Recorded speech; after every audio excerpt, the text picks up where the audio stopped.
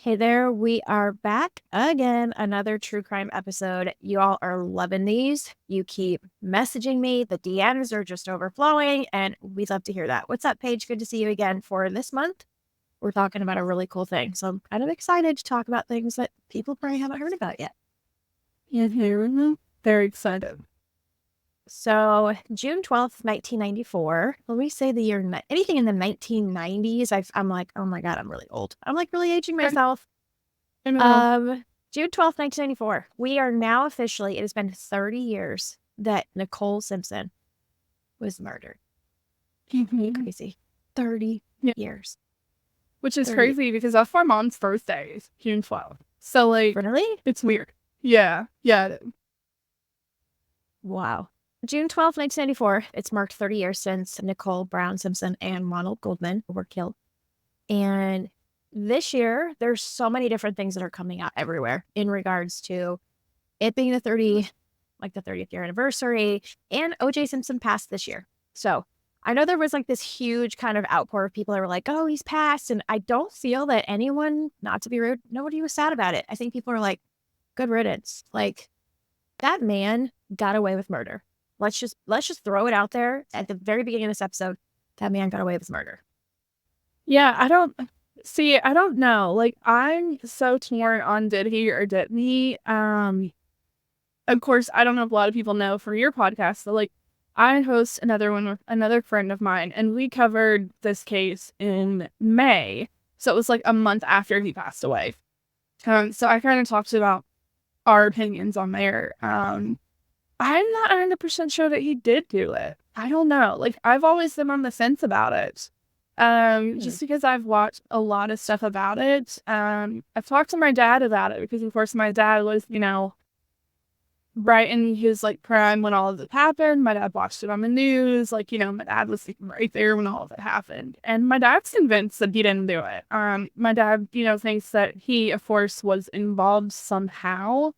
But my dad doesn't think he's the one who actually did it. He thinks he knows who did it or had it done or something like that. But he doesn't think that he's the one who actually committed the murders. And I'm kind of with my dad on it, just based off of different things that I've watched and stuff like that. I did watch one documentary that was they talked to the jury. It's called The Jury Speaks. And there were, a lot of different people on there that talked. And I don't know, I'm just not convinced that he did it. This is why we do episodes like this, because everyone always thinks like, oh, just because you're friends, you guys like the same things. Nope. Huge plot twist here. I remember, like I said, I'm going to age myself. For all y'all that are sitting there going, oh my God, how old is she? Okay, calm down. I'm 38. Okay, I'm 38. I'm like not in my 40s yet. We're not in that midlife crisis. But I remember watching on TV the Bronco chase. I remember like hanging out in my living room at home and watching that. And it's strange because I just had a really close friend of mine. She messaged me the other day because I had posted a memory back in the day. And she's like, I remember sitting in your living room watching the Bronco chase and your grandfather had it on TV. And I'm like looking at it on like documentaries and like all these things, I'm like, holy crap. There's a lot that's come out, obviously, like I said, this year. There's a new documentary that was on Hulu. It launched The Life and Murder of Nicole Brown Simpson. There's one on Netflix, OJ Made in America, and there's even one on Lifetime and Peacock. It's O.J. Simpson, Blood, Lies, and Murder. I will say, I thought in the beginning for years that, kind of like you, not 100%, but he had something to do with it. Watching these documentaries and a lot of these detectives and investigators, jury members, people coming out 30 years later, I'm over here straight up, nah, bruh, you got away with murder 150%. That's where I stand. Have you watched any of those documentaries? I have.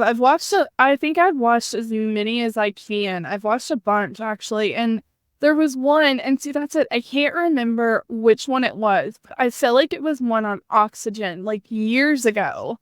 And I'm 36, so I'm only 2 years younger than you. So, like, it's not like I'm, super young and I'm, like, naive to all these things that he did or didn't do, whatever. Like, I'm not that much younger than you, and I've watched all these different documentaries and, done, like, I don't want to sit here and be like, I've done all this research on it, if that's not what it is. But like, I've definitely watched all the documentaries and different documentaries, you know, like different people's perceptions and all this stuff. But like, I specifically remember this one, and I swear it was on Oxygen years and years and years ago. And it was something along the lines of I feel like it was his best friend, the one that was in the Bronco with him, that drove him in the Bronco. For AJ? some reason, feel like, yes, AJ. I always forget his name until somebody says that. For some reason, feel like it was him. I feel like OJ was there. I just don't feel like he's the one who did it. And I have my reasons for thinking it was him. Like, in this Oxygen documentary, I remember them saying, like, and when I say they, it was like the friend, OJ, and I feel like someone else was in there too. And I feel like it could have been OJ's oldest son, the one who's also been suspected too. Were in this vehicle. They were out back of the restaurant that they went to the night before. Nicole and the restaurant that Ron worked at. And they kind of like followed them home, you know, and it was like this sneak attack when they went in. So like when he came over to, you know, we'll get into all the details, but they kind of like attacked them out front, and it was the friend, the AJ guy. And I just, for some reason, specifically remember that they were in this vehicle.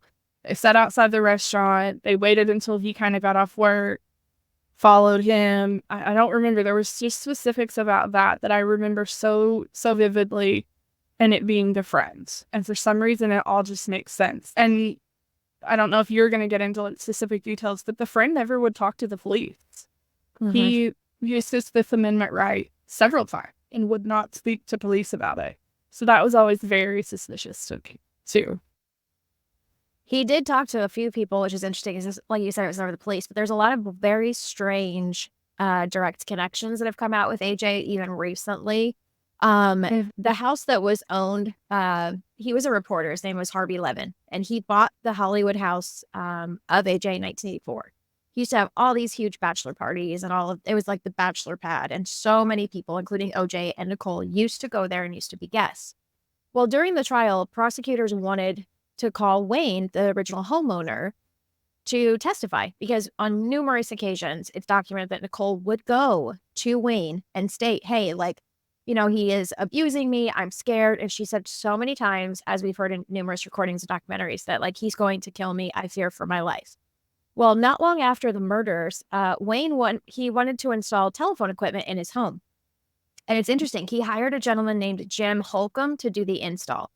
So many people don't know this name, but actually Jim was an LAPD officer that was called to OJ's home numerous times and never filed any of the original complaints when Nicole would call.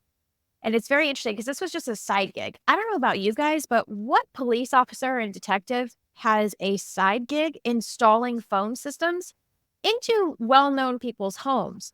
But it's interesting because AJ, like you said, was the friend, and he had mentioned that as soon as he had gotten arrested for being that sole driver of the vehicle, the only person he spoke to was Wayne, the original homeowner at the time. And he said, I need help.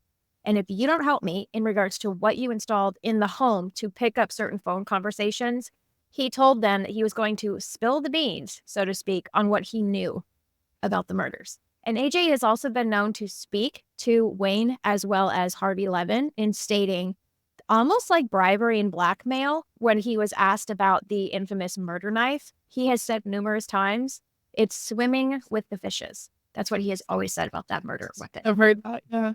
Which is really disturbing. Like, there's so many weird, intricate things of, like, obviously, like we saw in the trial, LAPD involved with the aspect of OJ being a celebrity.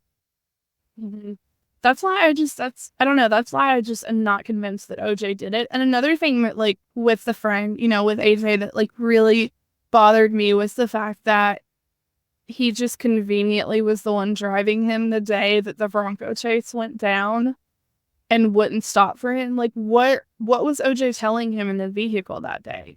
You know, like, he's apparently on the phone while they're driving, and OJ's in the back seat, and OJ's apparently saying all these things to AJ, and AJ's relaying it, but O.J. Simpson had a very deep, loud voice. You never hear him on those 911 calls.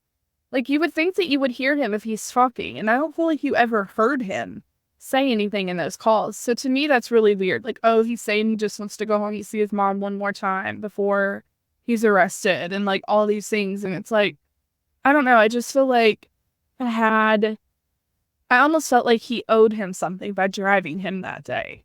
It's just all very suspicious. The new documentary that's out on Peacock that was aired has a lot of people talking. So not only is this the 30th year anniversary of the passing of both of them, but it's also, like I said in the beginning, OJ's passed this year. And there's just so many things that are coming out of the woodwork, which makes me wonder, like, okay, did we wait to air this because he passed away? Now it's like, well, it's safe to do this now because, I mean, that man had an anger problem. We've heard it on all the 911 tapes of Nicole calling and him freaking out. He had a jealousy issue, and it was always, if I can't have you, no one can. That was always the thing. And it's interesting to hear kind of what is coming out in regards to new documentaries about this. I mean, I was kind of shocked, but not really, that he had to pay in order to pay his dream team, as they called him.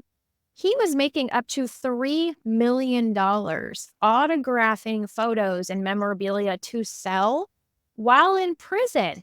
What world do we live in where somebody is sitting in prison making up to $3 million for an autograph when you're literally on trial for murder? And that was never talked about at all, especially during the trial. Obviously we knew he played football and he was, into movies and acting and things like that. But to sit in prison and have this lavish lifestyle of signing autographs because you're paying for this dream team, no wonder the entire defense legal system sat right next to him. The money that they were paid per day was outrageous. And then the official moment when everybody thinks of the trial, I think a lot of us are still so infatuated with this case because it was truly one of the very first court cases that the public was able to be a part of and watch. That whole, if it doesn't fit, you must acquit. The infamous, yes, it's the infamous term.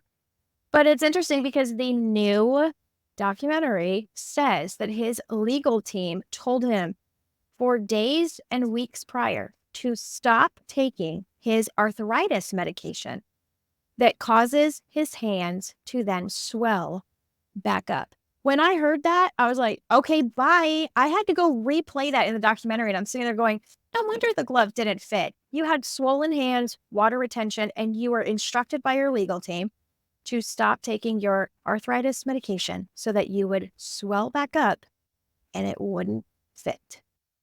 It's come out also that there was a juror from the Simpson trial that admitted to voting not guilty for him because it was, as they called it, payback for Rodney King not winning his case. Because that's a huge thing also in a lot of these documentaries, especially the most recent one. This was a huge uprise and a huge issue between the police department, the race, the Black community, and then how the Black community and individuals were looked at by the LAPD. So I feel that, honestly, the LAPD didn't even have a chance when they came in. And then you had Mark Furman, who was introduced as obviously lying on the stand and stating, I have never used racist terms. Well, he's on audio recording stating that. Yes. And it's something where I think, honestly, do I think he did it? Yes. But do I think that his legal defense team was able to really reconstruct the entire meaning of the case? I feel like, yeah, it turned into a completely different trial of racism and the LAPD and how much race was a huge issue. And it still is within California. LAPD, police departments, we're still seeing it a lot. But I think that they were able to defer the actual trial of what we were looking at. And it was a circus pony show. It was literally the puppet show of, we don't want you to look at this, so look at this. And I think they had a very good outcome because of how prepared they were to shift the mindset of the jurors. The other thing that they always talk about with the prosecution was Marcia Clark. She was a spitfire. I think that this really changed her career for the rest of her life, obviously. But there's so much kickback in regards to them inviting Christopher Darden onto the team because he was so new. And so many people say, oh, well, it's because of this. It's because he was Black. The prosecution has admitted they knew that this card, the racism card, was going to be played in it. And so they needed to have somebody that, one, understood that. And two, I feel like the prosecution knew we need to have somebody that understands. But with all of the jurors, they wanted to also have a fight in the game. Christopher Darden has stated that this has been one of the most detrimental choices that he has ever made in his entire career. He has been asked so many times in over 30 years if he regrets joining this trial, and he always said yes, which was amazing. The other topic of discussion that always seems to come up, and I feel so, even 30 years later, I feel so terrible for the Brown family as well as for the Goldman family, because they have done civil suits. They have done all kinds of different things that have kind of stayed on the sidelines, not too much in the public media and in the spotlight, but they still have to sit there while he was on television and smiling and doing all of the things because they're still grieving the loss of their loved one. Nicole Brown Simpson, she had children, so they're grieving that. They were fighting for custody of the children, and having to kind of handle all of the things that happen after a murder and after the passing. And it's something where so many people bring up, with this trial, and so many people saying, like, all of her 911 tapes were not allowed, and, all of the domestic violence cases. And it's always something that happens in domestic violence. And it's something where it's terrible because we need to be better at talking about this, is because they always say, well, why didn't she just leave? She did. She had her own home. She had her own life. She was, distancing herself from him. He was psycho. I mean, she was dating in this new documentary on Peacock. She was intimate with another male. She was single. And her and this man were having sex in the privacy of her own home, only to look out on the back patio in her enclosed privacy of her own home. And OJ was standing outside watching her having sex with this man, charged into the home, had words with her, and the man was standing there. She goes, I need to handle this by myself. He removed himself, and he's been interviewed, and he goes, I never trusted him. And he goes, he went from screaming and yelling and just calling her the worst names of the worst, and I'm going to kill you, and then went back to the gentleman, shook his hand. He's like, have a nice day. He was so far gone in regards to domestic violence, of knowing that because of his stature and his opinion in society, I mean, where he lived, there weren't a lot of Black men. So he felt, and especially, he was able to fit in and kind of, morph into what he wanted to be seen as. So I think that's the other huge problem, is in a lot of documentaries, people always say, well, why didn't she just leave? She did. She even went so far as to try a restraining order. And because of the custody of the children, she couldn't. And that's the other thing is, when you come into a situation like this with domestic violence and you have a perpetrator, or you have even on the opposite side, the victim saying he's going to kill me, this happens more than we know. And it's just passed along until, like this situation, it's too late in regards to that new. I keep going to this Peacock documentary. I'm going to have to send it to you. I'll put the information in the bio, because when I say that my jaw dropped during this, I'm like, wow. We never saw or heard about what the defense did. We were always told about what the prosecution side was doing and what they were trying to push. When we talk about stature, it's something where, was this definitely a race issue that was brought up and really highlighted in the trial? Yes, absolutely. And there was a part where they had shown pictures and obviously video of OJ's home. And how, I mean, it's strange, because when we would say, like, oh, how do you think he decorated? When most people are listening to that, they're like, well, why would that even be important in a trial? Well, it's because the defense team, that dream team, has now admitted to going into the home, taking photos off of the walls, because OJ had a lot of photos with white people in society. There were a lot of people in, the government. There are a lot of people, because he was part of the country club, and, a lot of celebrities and things like that. The defense team went in for the walkthrough, and they allowed jurors to walk through his home to where photos were replaced on the walls to show him with other Black individuals. They were recreated photos. And at the very top of the steps, they had a Andy Warhol photo that was done of a Black child holding balloons and all of these things. And everybody was shocked because when Marcia Clark got there with the judge and the jury and walked into the home, you can see her on tape. She is outside stating, this is not how the home has looked. It has been redone. It has been restructured on purpose. The judge still allowed it. What world do we live in that crime did not happen in his home? Why did we allow jurors to go in? Because, again, stature and status. He was a celebrity. Let's go look at OJ's home. And they're still admitting, yeah, we did it and we would do that again.